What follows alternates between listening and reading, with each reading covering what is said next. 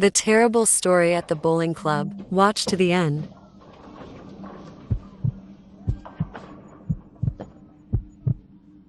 I used to go bowling quite often with my friends when I was young.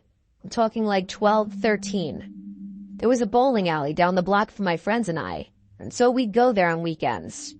The bowling alley has been closed for years, but when it was open, it was super cheap and affordable. Perfect for a bunch of young teenagers who didn't have money of their own. This one weekend, I went with my friends Jacob, Josh, and Mikey to the bowling alley. We always went at night. It was likely around 8 p.m. The bowling alley was always crowded on the weekends, and sometimes we'd see familiar faces. There was this older man who would sometimes be there alone, bowling on the adult side of the bowling alley where alcohol was served. We always played on the non-alcoholic side.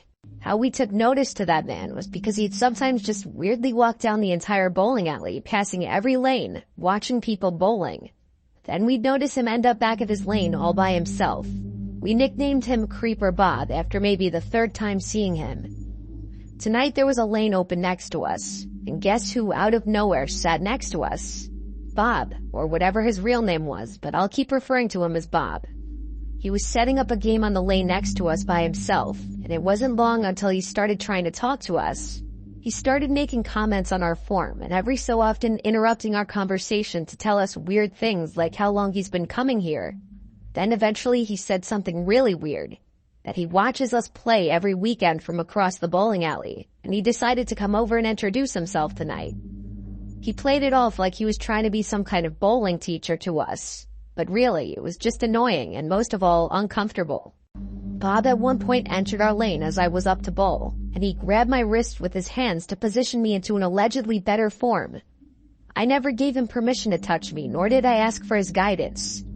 We were only like 13 though. None of us stood up and said, "Yo, get lost," or something like that. I could just feel the unease amongst my friends.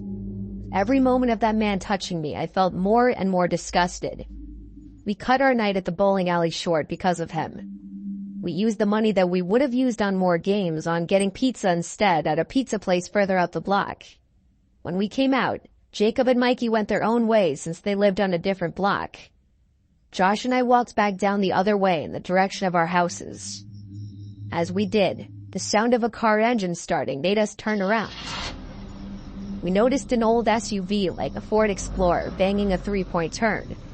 We both imagined the possibility of it being Creeper Bob. The SUV started slowly tailing us as we walked down the street, so we picked up our pace. Then the SUV pulled up right alongside us, and the window rolled down. It was in fact the man from the bowling alley. He said out the window that he could offer us a ride home. We said no thanks. He replied it's not safe for a couple kids to be walking around late at night.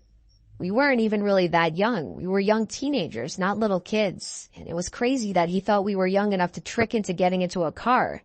When we made it clear we weren't getting in, he pulled to the side of the road and parked his car. Josh and I decided to start jogging home. When we reached the intersection where we'd split off, we said bye and I continued jogging home. By the time I made it back, I was out of breath. Running after eating pizza is not a good idea. My dad was already asleep because he worked weekends.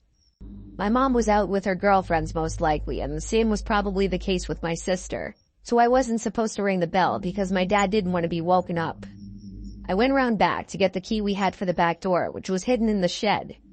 When I got out from the shed, I thought I heard something, and I should have listened to my gut.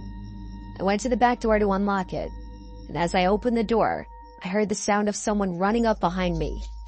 Before I could fully turn around, someone pushed me inside the house, covering my mouth and wrapping their arm around my neck. I wasn't able to see who it was because I couldn't turn my head.